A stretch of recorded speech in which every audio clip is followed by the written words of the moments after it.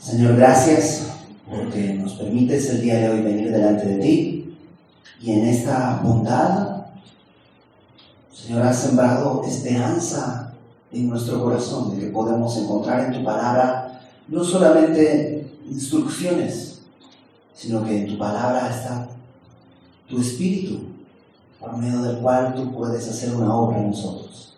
Háblanos, Señor, te lo pedimos en el nombre de Jesucristo, nuestro Salvador. Amén. Juan capítulo 13. Este capítulo marca la entrada a una nueva sección en el Evangelio.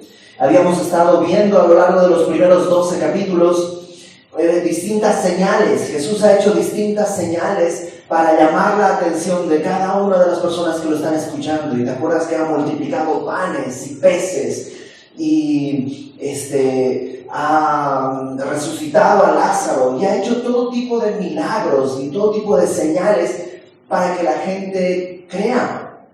Pero desde el principio Juan en el capítulo 1 nos había dicho que a lo suyo vino y los suyos no le recibieron.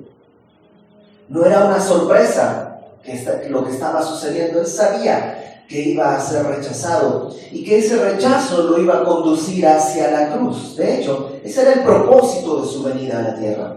Él venía a la tierra para pagar por nuestros pecados. En la cruz estaba escrito desde mucho antes en los profetas. Después del capítulo 12, Jesús, digamos que se retrae del ministerio público y comienza a hacer una serie de mensajes y de enseñanzas en la intimidad a sus discípulos más cercanos. Veremos del 13 en adelante lo que se ha nombrado el lugar santo del Nuevo Testamento. Son los mensajes, las enseñanzas de Jesús a sus discípulos. Probablemente estamos hablando de 24 horas antes de la crucifixión. Ya estamos en la orilla del final de su ministerio aquí en la tierra. Y antes de dar ese gran paso en el que iba a pagar por nuestros pecados, Él reúne a sus discípulos y les va a dar distintas enseñanzas. Y el día de hoy vamos a comenzar con una muy famosa que la has debido oír, seguramente incluso has participado tal vez de algún ritual semejante a esto, que es el lavamiento de los pies. Y vamos a estudiarlo verso a verso para comprender no solo lo que dice el texto, sino también lo que quiere decir. Dice en el capítulo 13, versículo 1. Acuérdate, Jesús ya no está hablando al público en general. Él está en un lugar privado. Juan no nos relata eso, otros evangelios nos muestran, no sé si tú recuerdas la historia que le dice a sus discípulos: entren en la ciudad y donde vean a un hombre cargando un cántaro de agua, síganlo, y donde él llegue, pues ahí celebraremos la cena, ahí celebraremos la Pascua. Bueno, eso Juan no lo relata, simplemente nos dice lo que está sucediendo ya ahí, en ese lugar, que comúnmente se le conoce como el aposento alto. Era una especie de habitación en un segundo piso, por eso se llama el aposento alto. Y dice que antes de la fiesta de la Pascua, sabiendo Jesús que su hora había llegado para que pasase de este mundo al Padre, como había amado a los suyos que estaban en el mundo, los amó hasta el fin. Y eso lo pone como una introducción. Jesús dice que sabía que su hora había llegado. Si tú recuerdas en los capítulos anteriores, una y otra vez Jesús dice: no ha llegado mi hora, no ha llegado mi hora. Pero Jesús ahora sabe que su tiempo ha llegado. Jesús no fue una víctima de las circunstancias. Jesús no se tropezó con una adversidad. Él estuvo en control de todas las cosas y en el momento preciso Él dijo: ok, ya es tiempo. Y sabiendo eso, la hora, ¿qué hora? Para que pasase de este mundo al Padre, para que regresara de este mundo en el que estaba a la presencia de Dios donde había estado desde la eternidad. Ya llegaba ese final de su ministerio físico aquí en la tierra. Y dice: como había amado a los suyos. Y esto es maravilloso, ¿no? Porque la palabra dice que Dios ama al mundo entero, que no quiere que nadie se pierda, sino que todos vengan al arrepentimiento. El versículo más famoso, probablemente el más famoso de la Biblia, es Juan 3:16. que dice, de tal manera amó Dios al mundo que ha dado a su Hijo unigénito para que todo aquel que en Él cree no se pierda, sino que tenga vida eterna. Bueno, Dios ama al mundo, pero hay un amor especial por aquellos que han creído, a los que Jesús les llama los suyos. ¿No te encanta? Que Jesús está con sus discípulos y dice, estos son míos, yo los creé, yo los rescaté, yo los redimí, son míos, me pertenecen. Y podrías el día de hoy pensar, ok, yo le pertenezco. Marcos Vidal, este cantautor español, tiene una canción que se llama El Milagro, y en esa canción yo recuerdo que cuando recién le entregué mi vida al Señor, uno de los primeros discos que escuchaba hasta el cansancio era ese disco donde está esta canción El Milagro, y una de las líneas del milagro de esta canción dice, tengo vida, tengo dueño y soy querido. Y recuerdo que para mí esa idea de tengo dueño, o sea, a veces cuando no conoces al Señor, esa idea es ofensiva. ¿Cómo que tengo dueño? No tengo dueño, soy el arquitecto de mi propio destino, soy dueño de mi propia vida, a mí nadie, porque yo ya, ¿no? Pero cuando vienes a Cristo y entiendes, no tengo dueño, soy suyo, Él es mi Señor, trae todo el consuelo que necesitamos. Y Jesús dice, como había amado a los suyos que estaban en el mundo, no son del mundo, son suyos, pero están en el mundo. Es como una barca, ¿no? Una barca está en el mar, pero no es parte del mar. El mar a veces se puede meter a la barca, pero la barca no es parte del mar, aunque está en el mar. Así, tú y yo navegamos en este mundo, pero no somos parte de este mundo. Somos del Señor. Y dice, había amado a los suyos que estaban en el mundo, los amó hasta el fin. Hasta el fin. Ahora, entre sus discípulos, hay 12 discípulos que están aquí. De esos 12, tú sabes que hay uno que lo va a traicionar, que lo va a entregar y que lo va a despreciar. Y Jesús no dejó de amarle. Dice que lo amó hasta el fin, hasta el cumplimiento de todas las cosas. De Judas hablaremos la próxima semana tal vez, pero el problema de Judas no fue que Jesús no lo amaba lo suficiente. Dice la palabra que los amó hasta el fin. Verso 2. Y cuando cenaban, como el diablo ya había puesto en el corazón de Judas Iscariote, hijo de Simón, que le entregase, sabiendo Jesús que el Padre le había dado todas las cosas en las manos y que había salido de Dios y a Dios iba, se levantó de la cena y se quitó su manto y tomando una toalla se la ciñó. Luego puso agua en un lebrillo y comenzó a lavar los pies de los discípulos y a enjugarlos con la toalla con que estaba ceñido. ¿Qué sucede? Dice que estaban cenando. Y esto es lo que se conoce como la última cena, ¿no? Es la última cena que tiene nuestro Señor Jesús antes de ir a la cruz. Y quiero que quites de tu mente la idea de Leonardo da Vinci. No sé si has visto el cuadro de Kermujón. Pues como obra de arte es buena y valiosa y todo lo que tú quieras, pero como representación histórica es terrible, porque es como la primera selfie de la historia. Están todos sentados de un mismo lado de la mesa, mirando hacia el frente, como que nadie cena así, y menos en esa época. En esa época no existía, no era común en esta cultura una mesa alta con sillas. Se usaba una mesa de estas chaparritas, incluso el día de hoy son como mesas para café que se ponen en el centro de la sala.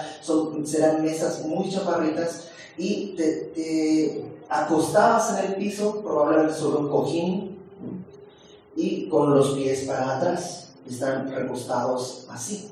Y están comiendo, con una mano están recostados y con la otra pues agarran la tortilla y el guisado y van comiendo todos así con los pies hacia atrás. Entonces estaban sentados así, cenando, y nos dice que el diablo ya había puesto en el corazón de Judas Iscariote, hijo de Simón, que le entregase. Curioso que, sí, Satanás, el diablo, no es una idea o un concepto.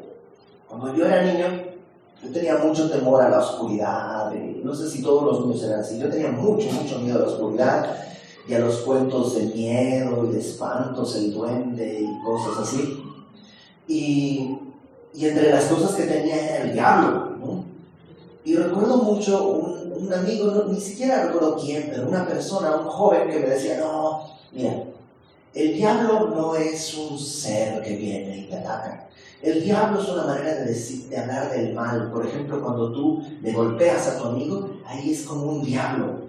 Y cuando tú insultas a alguien, eso es como un diablo. Y cuando alguien roba, eso es como un diablo. Entonces no tengas temor a un ser que va a venir a atacarte, porque no existe. El diablo es solo un concepto para representar el mal. Y yo supongo que medio me trajo consuelo en aquella época, yo tendría 10 años tal vez, pero no es lo que la Biblia enseña. El diablo no es un concepto, el diablo es un ser creado. Un ser creado que por lo que leemos puede llenar tu corazón con cosas. Ojo, Satanás no puede pecar por ti. O sea, cuando hay pecado, el que peca eres tú. Nadie puede decir, no, mira, es que lo que pasa es que el diablo me hizo pecar. No, el diablo no puede hacerte pecar. Tú y yo pecamos por nuestra propia voluntad y por nuestra propia concupiscencia. Pero Satanás sí puede llenar tu corazón. ¿Cómo puede llenar tu corazón? Pues a través de tus sentidos. Puede llenar tu corazón a través de tus oídos, con las conversaciones que tienes. Y a veces conversaciones que tienes no solo con otras personas, sino contigo mismo. ¿Nunca has estado conversando contigo mismo acerca de alguien? No, el fulanito no me saludó. ¿Por qué será que no me saludó? Seguramente sabe que yo me enteré de esto y piensa que yo hice, pero pues yo también sé que él hizo aquello y al final terminas súper enojado porque tú solito en tu propia conversación ya culpaste, acusaste y condenaste, y hasta cuando lo ves le dices, no me hables después de todo lo que me dijiste. Y dices, no dije nada, o sea, ¿qué pasa? Satanás puede usar nuestras propias autoconversaciones. Satanás puede usar tus ojos y llenar tu corazón a través de tus ojos, a través de las cosas que ves y codicias. Satanás no puede pecar por ti, pero puede llenar tu corazón. Sucedió con Ananías y Zafira. Si tú recuerdas en el libro de Hechos, cuando Ananías y Zafira deciden donar una parte del dinero a la iglesia, pero el problema no es que se quedaron con una parte, sino que quisieron aparentar una espiritualidad que no tenían. Y le dicen a Pedro, mira, trajimos todo lo que tenemos. Y Pedro les dice, ¿eso es todo? Sí, todo, absolutamente, todo, toditito. Y Pedro les dice, ¿por qué llenó Satanás tu corazón para que mintieses al Espíritu Santo? Si el terreno era tuyo, ¿quién te lo pidió? Y si lo vendías, el dinero era tuyo. Y si querías quedarte con parte del dinero, era tuyo. ¿Por qué mentir? Satanás empieza a llenar nuestro corazón. Y parte de las cosas que quiere robar es hacerte creer que no eres suyo. ¿Nunca te ha pasado que empiezas a desconfiar de Dios? Yo creo que Dios nos está, debe estar ocupado atendiendo cosas muy importantes. A mí no me escucha, a mí no me entiende, a mí no me quiere, a mí no me ve. Y empezamos a dudar de que somos suyos. Y Judas había visto milagros, había visto todas las cosas que vieron los demás, pero hacía tiempo que no estaba escuchando a Jesús. Que ya estaba escuchando a Satanás y estaba su corazón lleno de la doctrina de Satanás en vez de la doctrina de Cristo. Y entonces Jesús lo que hace, dice el verso 3, sabiendo Jesús que el Padre le había dado todas las cosas. Entonces, Jesús sabía, dice en el versículo 1, que su hora había llegado. Ahora dice que Jesús sabía que el Padre le había dado todas las cosas en las manos. O sea, básicamente Él sabía que Él es el dueño de todo. Conocía su capacidad y conocía su poder, su reino. Él sabía que Él era dueño de todo. ¿Nunca has conocido a alguien que dice, no sabes con quién te estás metiendo? Es alguien que está muy seguro de lo que tiene en sus manos. No sabes con quién te estás metiendo. Bueno, Jesús sabía quién era Él. Él sí tenía todas las cosas en sus manos porque el Padre les había dado. Luego dice, sabiendo que el Padre le había dado todas las cosas en sus manos. Número 2, que había salido de Dios y a Dios iba. Las dos preguntas que el mundo muere por entender. ¿De dónde vengo y a dónde voy? Y Jesús sabía que había salido del Padre y que regresaba al Padre. Él no tenía conflictos existenciales. Tú y yo sí, ¿qué vamos a hacer? No, él tenía toda la idea clara. Entonces, sabe que su hora ha llegado, sabe que todas las cosas están en sus manos, sabe de dónde viene, sabe a dónde va. ¿Y qué hizo? Se levantó de la cena, se quitó el manto. El manto en aquella cultura era la prenda más preciosa, era la prenda más importante. De hecho, en la Biblia, en la ley, está escrito que si empeñabas tu manto, no tenías dinero y lo empeñabas, en la noche te lo tenían que regresar, porque era algo que no se le podía arrebatar a la gente. Era algo tan valioso. El día de hoy tú te vas a dormir y pues agarras una cobija, y si te da frío, pues otra cobija, y sin problema. En aquella época no era tan sencillo. Te tapabas con el manto. El manto era pues una prenda de primera necesidad. Y Jesús, además que el manto representaba la autoridad. Y Jesús se quita el manto y tomó una toalla y se la ciñó. Ceñírsela es como amarrársela a la cintura.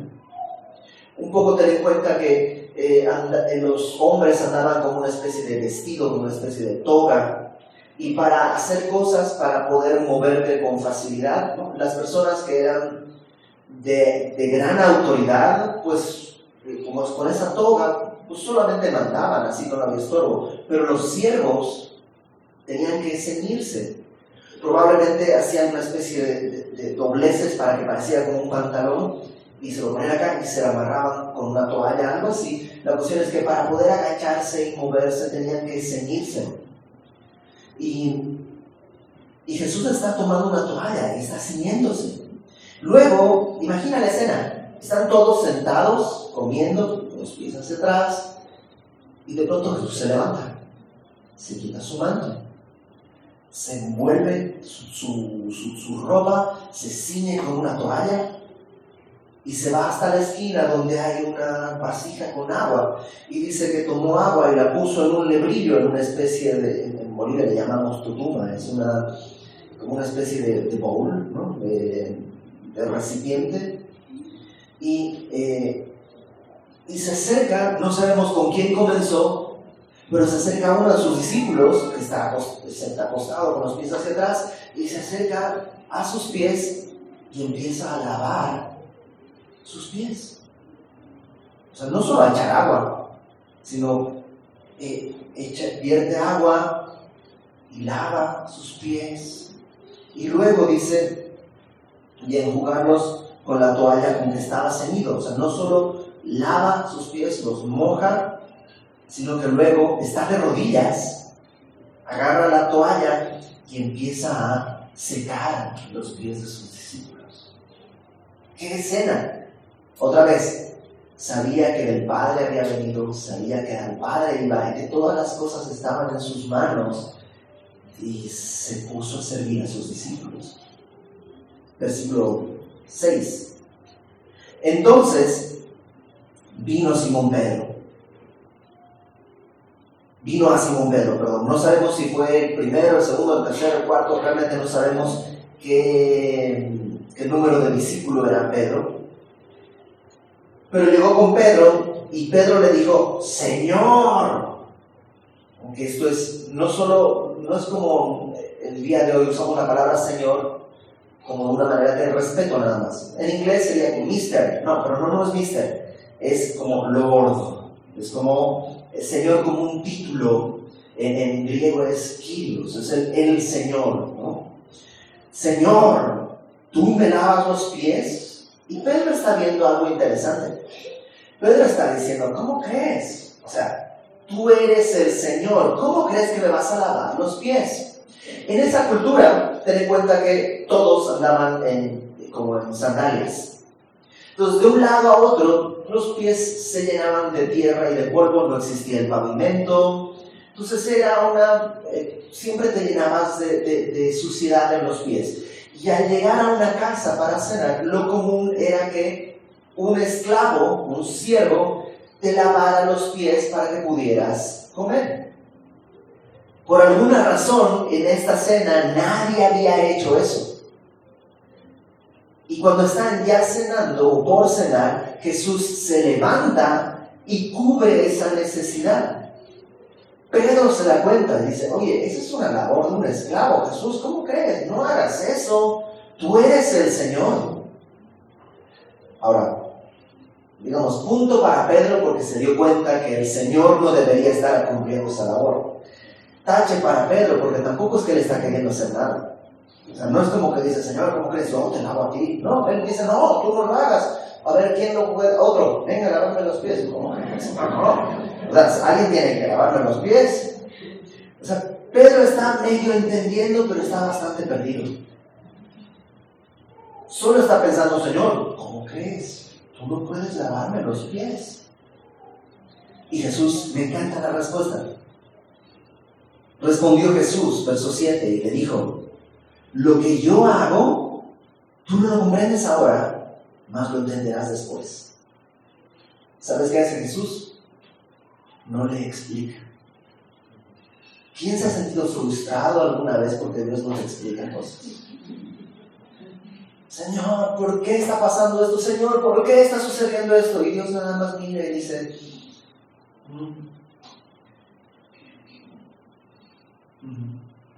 ok, sigamos, ¿no?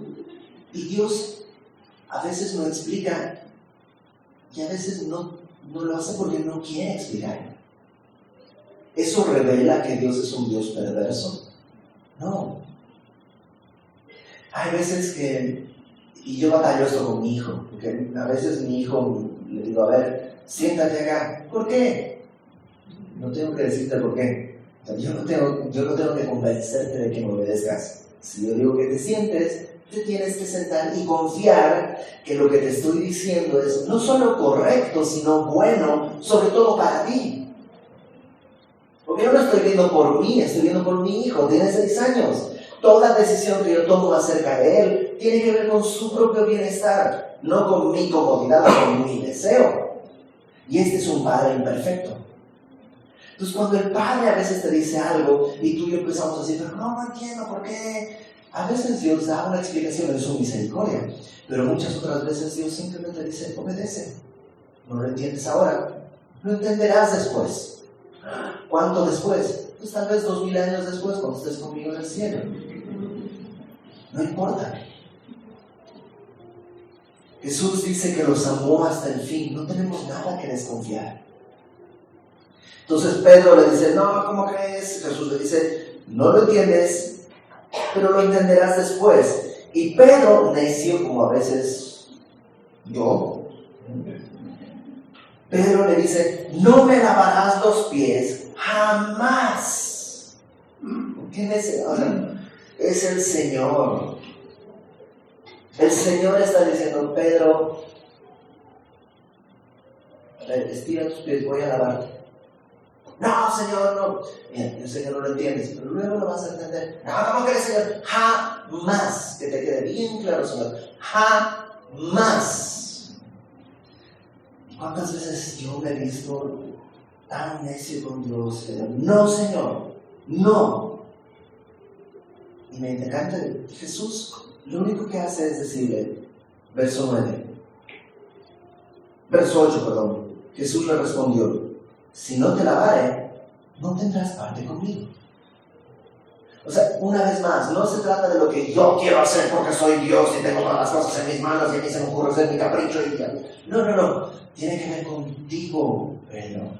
Si yo no te lavo los pies, no tienes parte conmigo.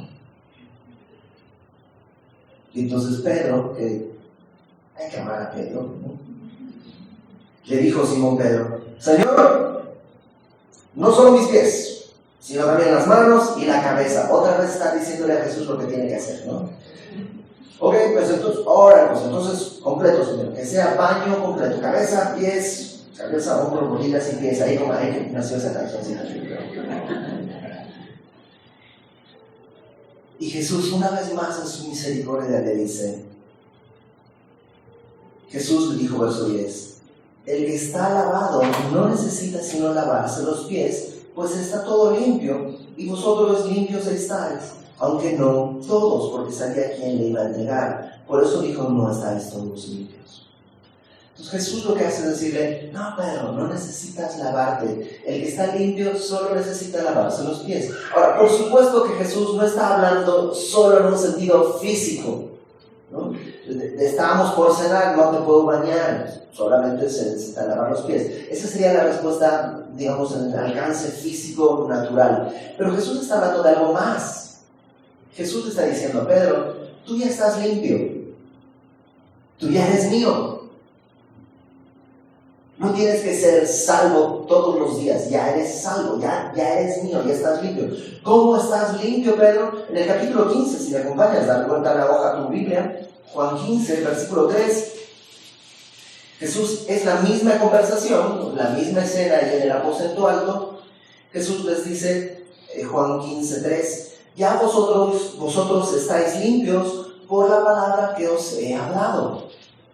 Entonces, ¿cómo es que Pedro está ya limpio? Por la palabra que Jesús les ha hablado. Pedro, ya ha escuchado a Jesús, ya ha recibido, ya ha creído la palabra de Jesús, entonces ya está limpio, distinto de Judas. Que Judas ya no está escuchando a Jesús, ya no está oyendo a Jesús. Tal vez lo oye como ruido, como palabras inteligibles tal vez, pero ya no están entrando a su corazón. En realidad, Judas está escuchando a Satanás. Por eso está sucio. Pero Pedro ya está limpio, pero necesita lavarse los pies. ¿De qué está hablando? No de salvación, sino de santificación. Todos los días tú y yo caminamos en el mundo, y no solo físicamente, sino estamos envueltos en este mundo. Y todos los días algo de este mundo se nos pega. Basta con que veas que el vecino de enfrente pues ya tiene un nuevo coche. Y dices, oh, no tengo que envidiar.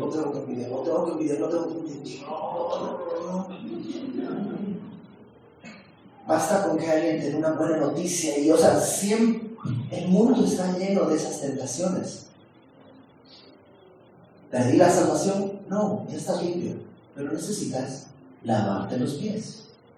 Necesitas quitarte todos los días esa inmundicia que se nos va pegando al caminar en este mundo. Entonces Jesús le dice a Pedro, no necesitas bañarte, ya estás limpio, ya eres mío, pero sí necesitas limpiarte los pies. ¿Por qué?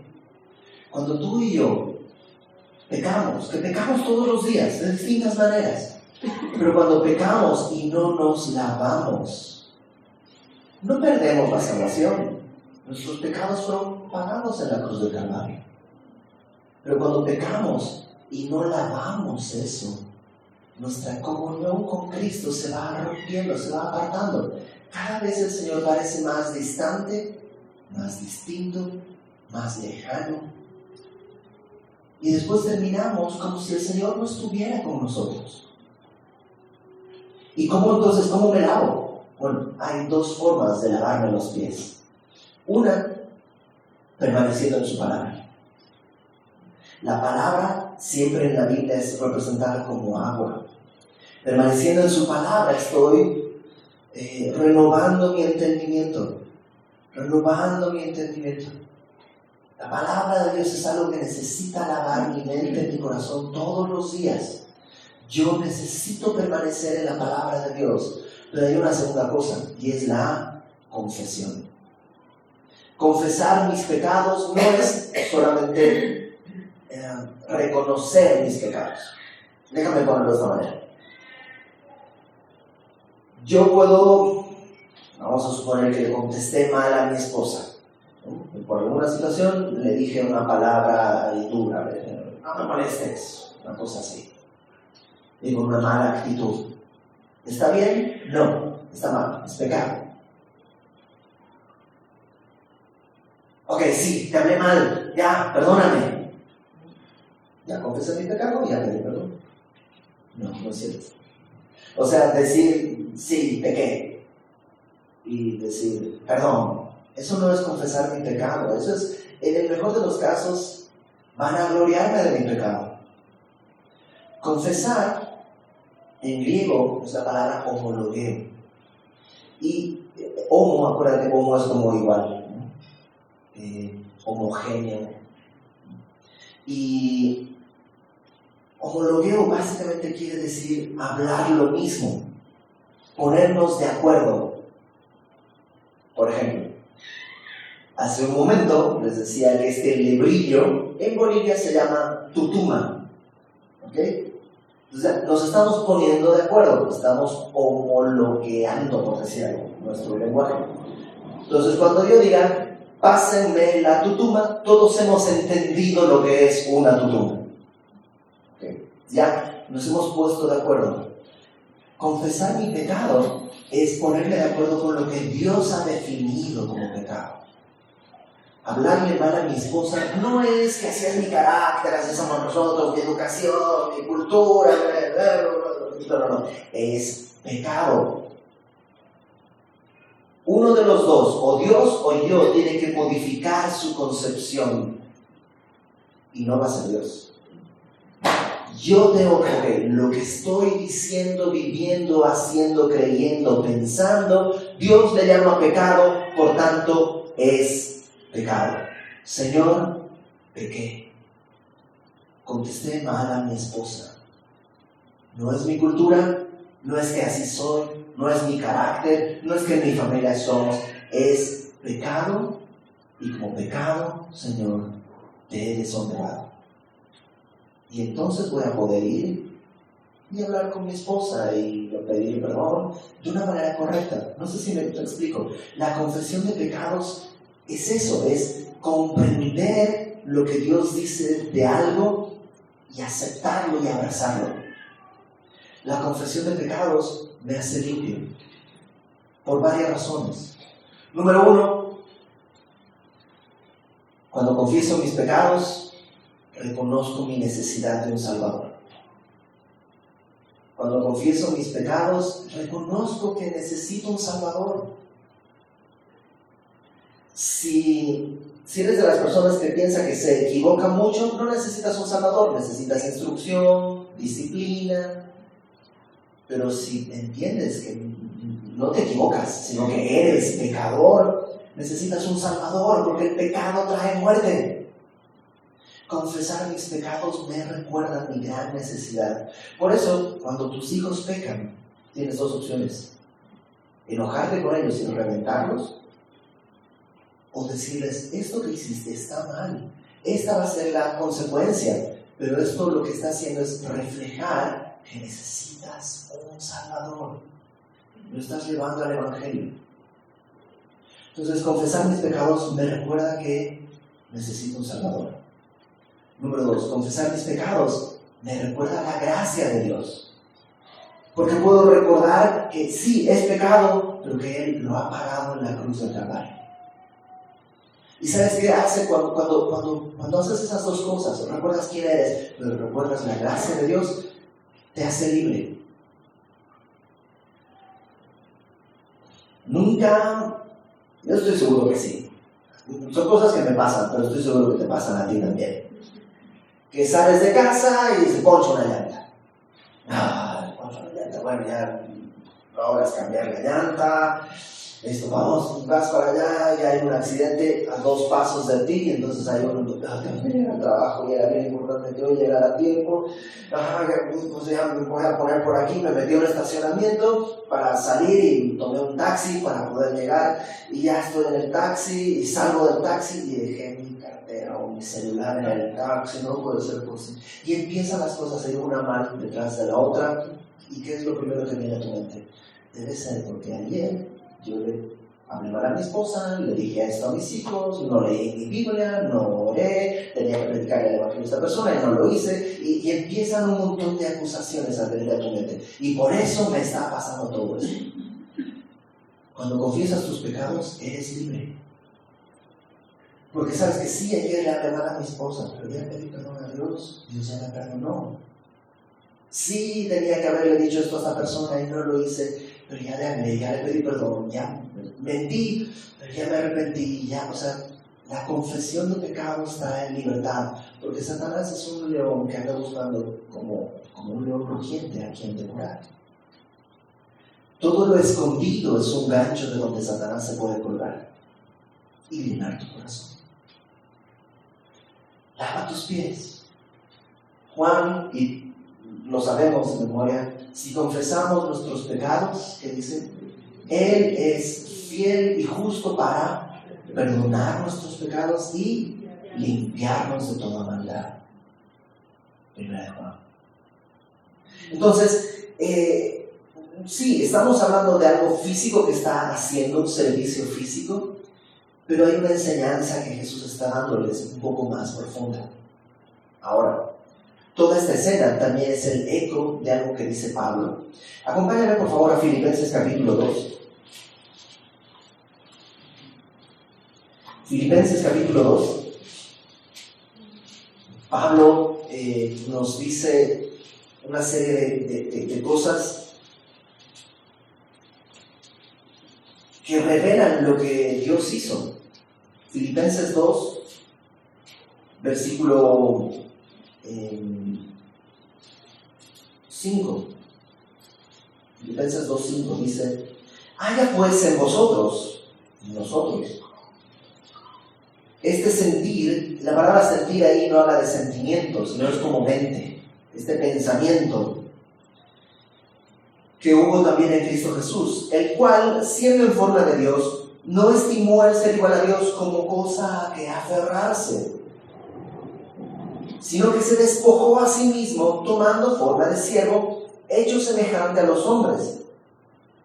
Y estando en la condición de hombre, se humilló a sí mismo, haciéndose obediente hasta la muerte y muerte de cruz.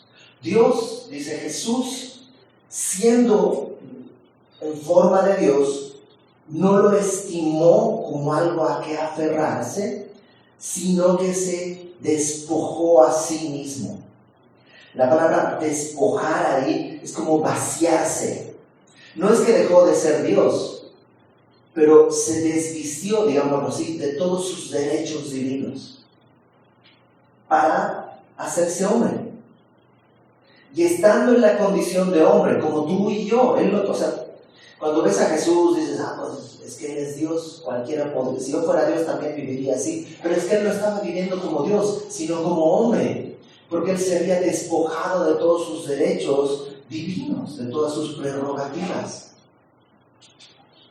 Y estando en la condición de hombre, se humilló más para hacerse siervo, porque había hombres libres, pero Él no vino como hombre libre, sino que se humilló a sí mismo, haciéndose obediente y haciéndose siervo hasta la muerte en la cruz. ¿No te recuerdas la misma escena?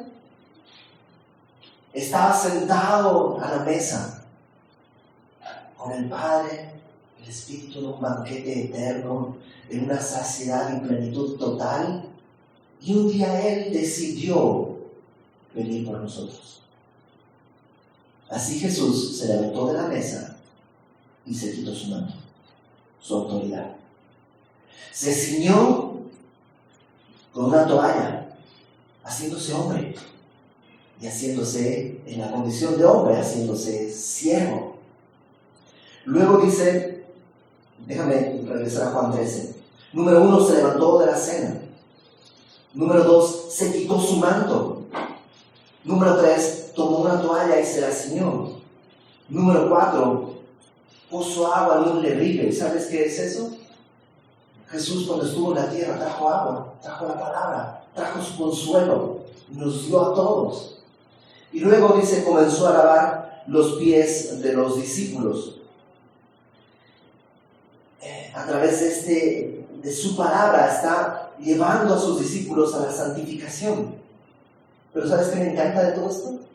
Que dice que después de haberlo hecho, los enjugó y los secó con la toalla que tenían ahí. ¿Qué pasaría si te lavan tus pies y te sales así? Pues te enlodas por completo. Pero Jesús, en este proceso de limpieza, lo va a llevar hasta el final. ¿No dice eso la palabra? El que empezó en nosotros la buena obra, Él la va a llevar a término. Y es maravilloso. La obra que Dios ha empezado en ti y en mí, Él la va a llevar hasta el final. No sé tú, pero hay veces que yo digo, no, esto no va a acabar nunca, Señor, no. O sea, a lo mejor puedes llevar a término a Lutero, a Spurgeon, a tantos hombres, pero a mí no. Yo creo que soy un caso perdido. Pero la Biblia dice que no, que Él la va a llevar a término. Y eso tiene que traer esperanza. Él se hizo hombre como siervo y en el proceso de santificación Él va a llevarlo hasta el final. Hasta el final.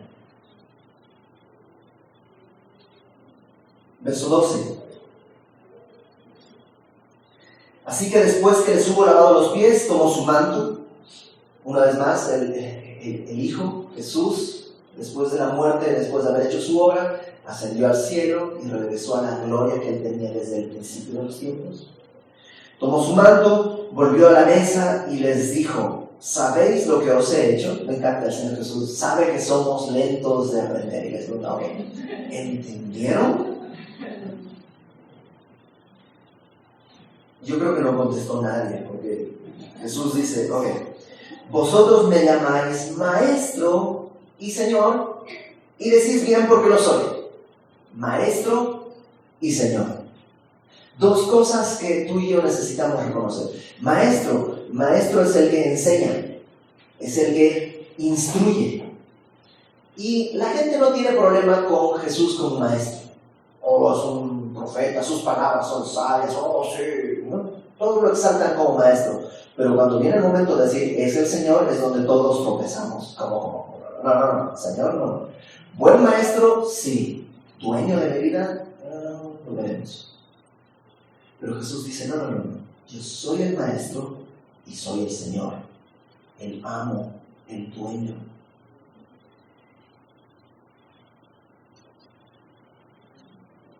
Pues si yo, el Señor y el Maestro, he lavado vuestros pies, vosotros también debéis lavaros los pies los unos a los otros, porque ejemplo os he dado, para que como yo os he hecho, vosotros también hagáis. De cierto os digo, el siervo no es mayor que su Señor, ni el enviado mayor que el que le envió. Si sabéis estas cosas, bienaventurados seréis si las hiciereis. Uno de los temores que tú y yo tenemos es que si decimos que Jesús es el Señor, me va a aplastar, porque ese es nuestro temor humano, ¿no? Que alguien sea tu jefe es porque tiene poder para aplastarte. Pero Jesús dice, si soy el Señor y el Maestro, ¿sabes qué hice con eso, con mi señorío? Les lavé los pies. Y si yo lo he hecho, ustedes tienen que hacerlos unos a otros. Algunas personas han tomado a partir de esto instaurar un ritual del lavamiento de pies. No sé si lo has visto.